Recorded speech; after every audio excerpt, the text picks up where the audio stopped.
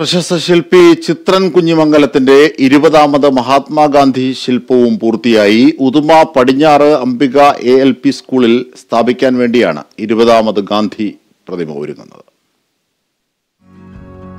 10 വർഷം മുൻപ് പയ്യന്നൂർ ഗാന്ധി കേന്ദ്രത്തിലാണ് ചിത്രൻ തന്റെ ആദ്യ ഗാന്ധി ശില്പം നിർമ്മിക്കുന്നത്.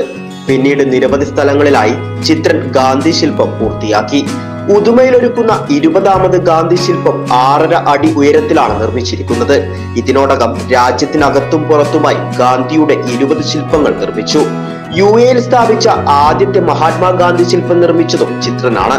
ശില്പകലാരംഗത്ത് നിരവധി പുരസ്കാരങ്ങളും ഇദ്ദേഹത്തെ തേടിയെത്തിയിട്ടുണ്ട്.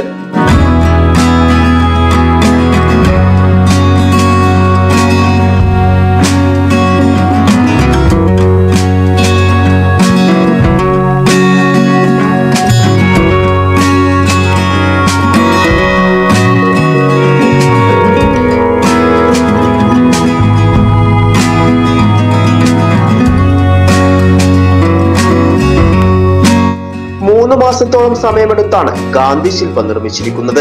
ഗാന്ധി പ്രതിമയോടൊപ്പം ഉല്ലാസ പാർക്കും ജൈവ വൈവിധ്യ പാർക്കും സ്കൂളിൽ ഒരുങ്ങുന്നുണ്ട്. Kerala vision news, Kannur.